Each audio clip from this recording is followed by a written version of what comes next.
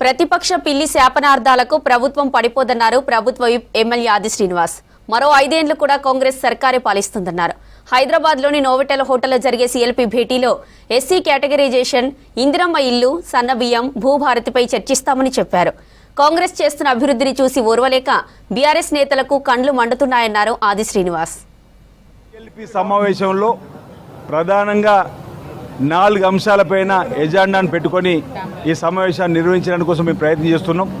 గౌరవ ముఖ్యమంత్రి శ్రీ రేవంత్ రెడ్డి గారి నాయకత్వంలో సీఎల్పీ సమావేశం జరగబోతా ఉంది 11 గంటలకు. ప్రధానంగా 30 సంవత్సరాలుగా ఎదురు చూస్తున్నటువంటి ఎస్సీ కేటగిరీస్ సంబంధించి నిన్నటి రోజే అమలు చేస్తున్న సందర్భంగా దానిపైన తీరుతెన్నులు ప్రజల్లోకి ఎలా తీసుకొని వెళ్ళాలని, దాంతోపాటు 10 సంవత్సరాలుగా కండ్లు కాయలు కాచలు ఎదురు చూస్తున్నటువంటి పేద ప్రజలకు ఇందిరమ్మ ఇండ్లను ఇచ్చేటువంటి కార్యక్రమం కూడా చర్చ జరగబోతా ఉంది. దాంతోపాటు ధనిక పేద తేడా లేకుండా సన్నబియ్యం పంపిణీ హిస్టారికల్, ఇది కూడా దేశంలో 29 రాష్ట్రాలు ఉంటే కేవలం తెలంగాణలోని సన్నబియ్యాన్ని పంపిణీ చేస్తూ ఉంటే ఓర్వలేక బీజేపీది మేమే ఇస్తున్నాం సన్నబియ్యం అని చెప్తున్నటువంటి దాన్ని కూడా ఏ విధంగా ప్రజలు తీసుకొని వెళ్ళాలని. పక్కన మహారాష్ట్రలో బీజేపీ గవర్నమెంట్ ఉంది, పక్కన ఆంధ్రప్రదేశ్లో బీజేపీ స్నేహపూర్వకమైనటువంటి గవర్నమెంట్ ఉంది. గుజరాత్ అమిత్ షా మోడీ గారి ఇద్దరు కూడా కలిసినటువంటి గుజరాత్లో కూడా దొడ్డు బియ్యం ఇస్తున్న సందర్భం 28 రాష్ట్రాలు ఎక్కడ కూడా ఇవ్వడం ఇక్కడ ఇస్తున్న వైనాన్ని కూడా ప్రజలకు తీసుకుపోయేటువంటి తీరుతను చెప్పేటువంటి కార్యక్రమం.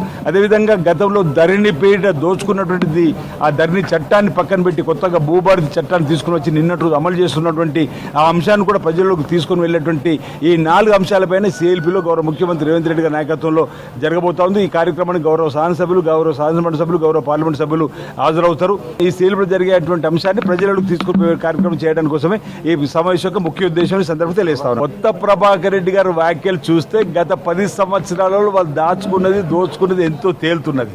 అంటే వాళ్ళ దగ్గర అవినీతి అక్రమాల సొమ్ము దండిగా ఉన్నట్టుంది. ఏదో కాంట్రాక్టర్లు పడగొడితే పడిపోయే ప్రభుత్వం ఇది. బీఆర్ఎస్ నాయకులు పడగొడితే పడిపోయే ప్రభుత్వం ఇది. ఈరోజు అందరూ కూడా ఈ ప్రభుత్వం ఉండాలని కోరుకుంటున్నారు. కేవలం బీఆర్ఎస్ నాయకులకి ఆ 4గురికి ప్రభుత్వం పోలు కన్నెర్ర చేస్తున్నారు. అంటే వాళ్లకు కండ్ల మంట. ఈరోజు అందుకే ఆ కన్నెర్ర ఎందుకు, ఆ కండ్ల మంట ఎందుకు, ఆ అక్కస్ ఎందుకు, ఆ ఈర్ష్యాభం ఎందుకు మా ముఖ్యమంత్రి రేవంత్ రెడ్డి గారి మీద మాకు అర్థం అవడం లేదు. అంటే కింది నుంచి ప్రజల నుంచి వచ్చినటువంటి నాయకుడు పరిపాలన చేస్తే చూస్తూ ఓర్వలేక ఈ విధంగా వారు ప్రభుత్వం పడిపోవాలని చెప్పని నేను శాపనార్థులు పెడుతుంది తప్ప ఇది ఏదో పిల్లి శాపనార్థులు పెట్టినంత మాత్రాన ఈరోజు ఈ ప్రభుత్వం పడిపోద్దని అడుగుతున్నా. 5 సంవత్సరాలు ఈ ప్రభుత్వం ఉంటుంది. పేదలకు మేము ఇచ్చిన హామీలు అమలు చేస్తాం. మరో 5 సంవత్సరాలు కూడా ఈ ప్రభుత్వం వస్తుందని చెప్పని ఆశాభావం వ్యక్తం చేస్తామని.